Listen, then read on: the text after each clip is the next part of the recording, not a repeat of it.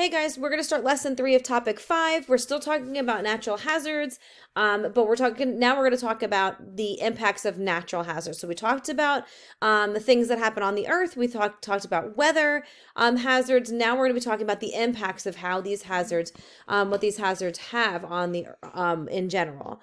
So we're going to start on page 228 and 229. Please make sure that you read through the chapter with me. I'm not reading it to you. You're reading along with me, and then you're going to complete the notes pages that are attached to the assignment, okay? So it says, be a scientist, soil and runoff. Next time rain falls, next time rain falls, line a strainer with paper towels. With an adult, find a place where the water is running in the stream through a yard or a park. Place the strainer in the water's path, and after 5 minutes, remove the paper towel and let it dry. What do you see on the paper? And how much of that matters? How much of the matter collected is soil? So let's take a look at the actual chapter. Short-term effects of hazards. Major weather events can have widespread and long-lasting effects. Think about a drought that has been happening in the Great Plains.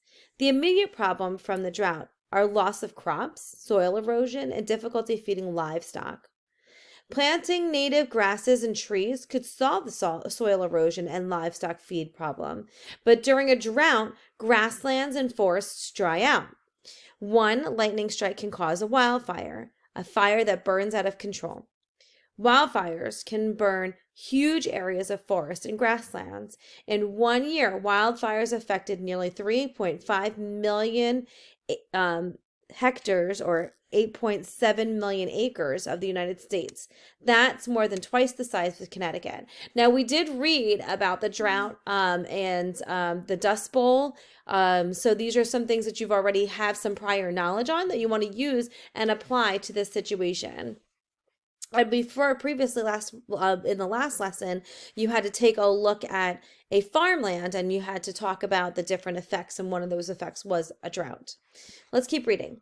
While firefighters battle the fire, people in the area must leave their homes. However, land can recover quickly from a wildfire. The ash provides the soil with nutrients. If rain comes, grasses and low shrubs return.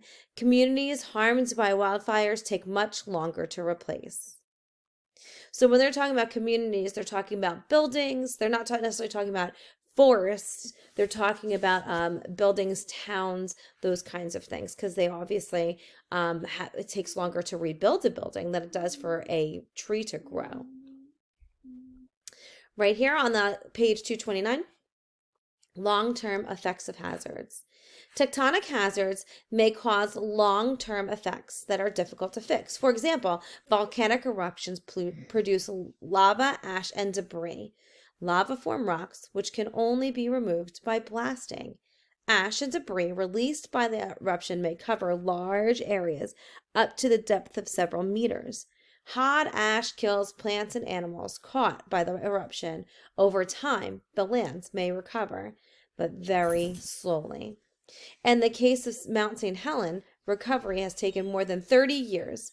A new lake replaced the one that was filled with ash. The area is now low-lying shrubs and grass. Trees will take longer to grow. So think about it. Why does recovery in an area take so long after a volcano? Why do you think? And take a look at the science practice toolbox, cause and effect. A single cause can have multiple effects, both good and bad. One positive effect of a wildfire is that forest debris is cleared and new growth occurs. What could be a positive effect of a volcano erupting? So take a look at those pieces of information and go ahead and view the videos that are attached to the assignment to help you learn a little bit more about the effects of hazards.